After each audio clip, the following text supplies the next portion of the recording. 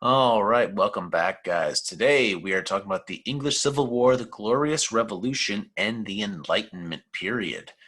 So let's just go ahead and dive in. Now, political democracy rests on the principle that government derives power from the consent of the governed. So basically, the government's power comes from the people because they allow the government to be in power. That is the epitome of democracy. Now, foundations of English freedoms include jury trial, the Magna Carta, and common law. The English Civil War and the Glorious Revolution are going to prompt further development of the rights of people in England. Now, the Magna Carta, for those of you who do not know, basically was a document that King John, back in the medieval period, was forced to sign by the nobles, basically saying now he's not going to abuse his power and that he has to have the consent of the nobles to do any like drastic changes to political policies or laws and things like that. So after Elizabeth I, so when she dies, the King of Scotland, who was a cousin, James I, becomes the king. And he believed that it was his right to rule because God granted it. Now, so he believed in absolute monarchies.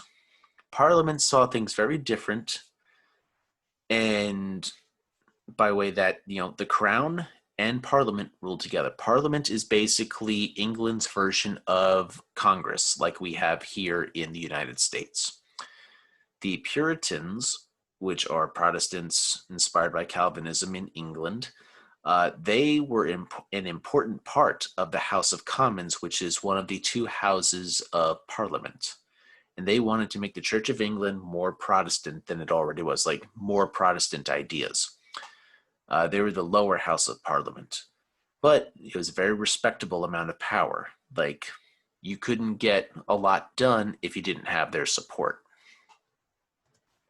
Now, James I's son, Charles, the problems that started under James would really just become a big old cluster problem in Charles's rule. He believed in divine right of kings because he was raised that way by his father. And in 1628, Parliament would pass a petition that would limit the king's power. Charles said, forget that, I'm doing what I want because I'm the king and you're not, so there. So when he tried to force more ritual into the church, basically making it a little more Catholic, the Puritans were like, no, we're not doing that. And a bunch of them went to North America, and he said, bye-bye. So that's, a big flood of people going into like the New England colonies, like Plymouth, like the Pilgrims. Now, Civil War is going to break out some years later, and this is going to last for 9 years, from 1642 to 1651. We're going to have two groups. We're going to have the Cavaliers, who were loyalist supporters of the king, and then the Roundheads. These were people who supported Parliament. They were called this because they had these short haircuts. Think of almost like a bowl cut. Now, the Roundheads would win the war because of the military leadership of Oliver Cromwell and his new model army. It was basically a new way of fighting. Now, this Civil War, while it lasted 9 years, which is a long time, there were only 84,000 casualties. So, but for armies the size of what England was able to muster on each side, that's still a lot of deaths. Now, here's like your typical idea of what a Cavalier and a Roundhead might look like officer-wise. The Cavaliers, they would look more like you would think a nobility person would look, a little flamboyant with the clothing, the stylized facial hair, the puffy feather in the hat, versus a Roundhead, which is more utilitarian. They look more like a professional soldier. Now, the new model army would be the first ones to really incorporate the red jackets into the British military. So the redcoats, think of the American Revolution. That idea goes back about 100 years or so earlier, 130 years earlier, to the English Civil War and Oliver Cromwell's forces. Now, in January 30th, 1649, Cromwell is going to have Charles I beheaded. Right? He would purge Parliament of any people who did not support him during the war, and for the next 10 years he was actually a dictator, the only dictator that England has ever had. All right? At one point he even got rid of Parliament, and it was just him running the show. And that is a picture of Cromwell at the bottom there. All right? Now, after he died, Charles II, Charles I's son, is going to be restored as the king and rule for about 25 years. This is the Restoration period. Now, he would gain some powers back, not a lot. And when Charles II died, his brother James II would become king. Now, both of them were Catholic, which made things tense with Parliament. James II would anger Parliament because he wanted to bring Catholic ideas back in. And because of him wanting to do that, he is then reminded about things didn't exactly work out for Dad. He got his head chopped off. So he wound up running away to France with his wife and his newborn child, leaving the door open for something different to happen. The Glorious Revolution. In Holland, we have this Dutch leader. His name is William, and his wife Mary. And Mary is actually James II, the guy who ran away to France, his daughter from a previous marriage, I believe. And William and Mary are invited to become the new king and queen of England. So they land in England with an army, and this is when James and his wife and his new child flee to France, but they take over the throne without anybody dying, and Parliament offers the throne and a Bill of Rights for the people, and William and Mary accept that. But basically, the crown cannot make any major actions without the support of Parliament, is basically what it boils down to. They become a constitutional monarchy. They have to work hand in hand, and that's it. All right. And yes, this is the William and Mary that the university is named after, or the college that's in Williamsburg, Virginia. All right. Now, during this period, there is development of political parties and political factions that we see still in English politics today, and is, an influence on American politics in the early stages, which, they became their own thing here. This also is going to become an end to divine right of rule in England. There are no more absolute monarchs ever again in England. Now, let's talk about the Enlightenment. Now, for what you can gather with the title of this, Enlightenment, of course, that means that enlighten, to shed light, and the light meaning knowledge to the people. So, Enlightenment thinkers, they believe that human progress was possible through the application of scientific knowledge and reason to issues of law and government. So basically, making things realistic and logical in how you run a country and how people, interact with one another. So it applies reason to the human world and not just the natural world. So it's going to stimulate religious tolerance and fuels democratic revolutions around the world.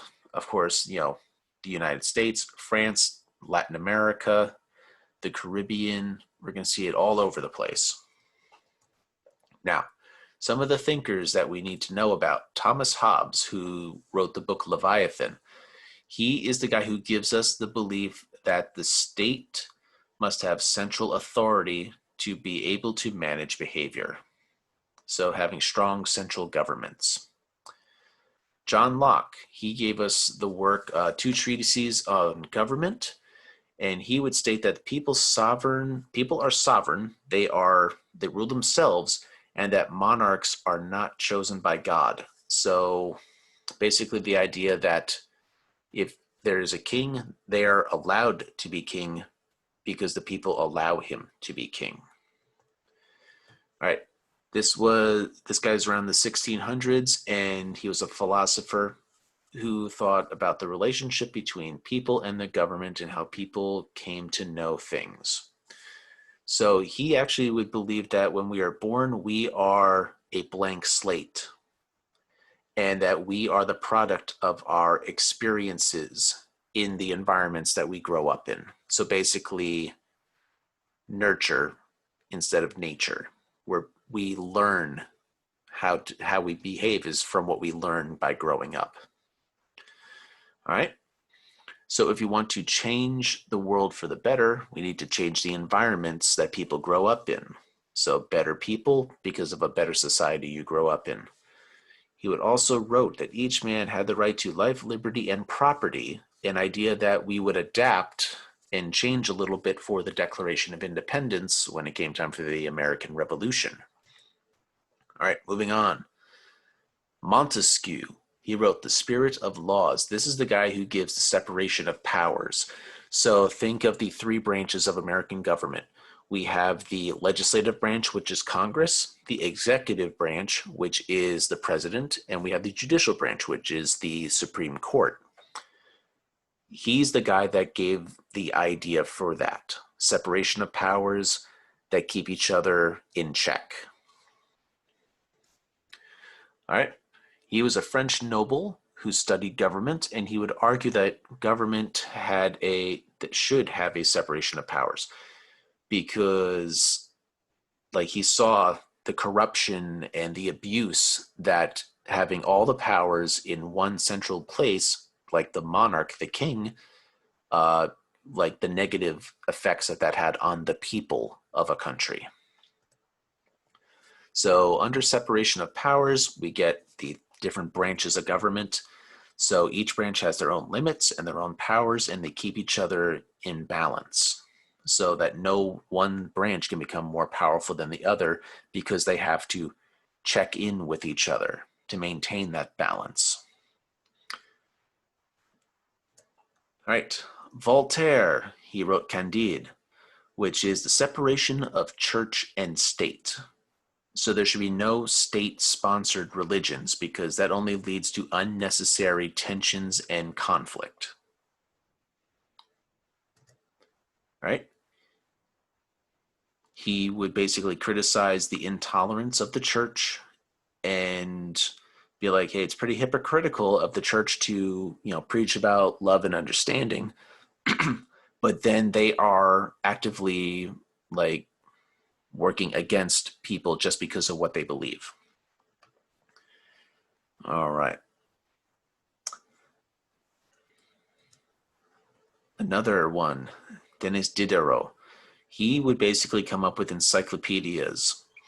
He wrote the first 28-volume collection of encyclopedias, which is basically a way to help spread Enlightenment ideas throughout France and into other countries, and basically give people access to general knowledge information. All right. Another idea that's going to be spreading around during the Enlightenment is called laissez-faire, which is basically hands-off when it comes to the economy. So basically the government stays out of people's affairs and their businesses, letting the market sort its stuff out for itself. This is basically what the official shift from switching from like mercantilism to capitalism is, this idea of the government like not being involved and letting people build businesses and run them and risk winning it all or losing it all. So the free market. So like if the incentive to do it, to try and succeed, is because you'll get the payoff if you succeed. No one's going to take it from you. All right. And speaking of capitalism, here is Adam Smith. The laissez-faire theory basically, like, this is the biggest spokesman of it. He wrote the book The Wealth of Nations, where he basically says that the government should stay out of business and that they should be very limited in their size and scope that they are involved. So maybe some basic regulations, but let businesses fail or survive on their own, and it will be good for the economy. All right.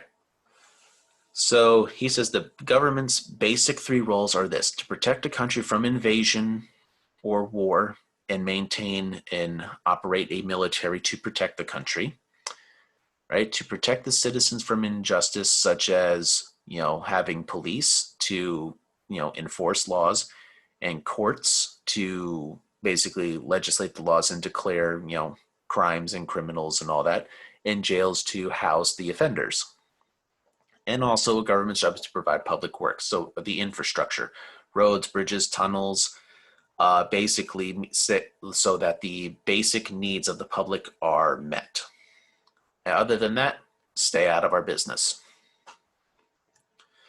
All right, Jean-Jacques Rousseau, the social contract.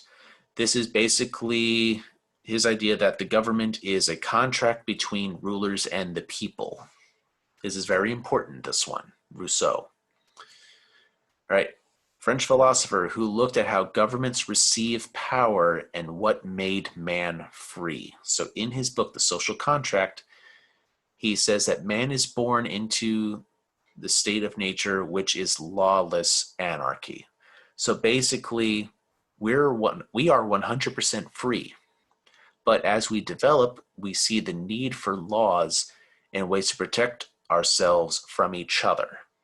So, since we are born with 100% freedom, we then give up some of those natural rights, some of those freedoms, to create government that would then provide the safety for the people.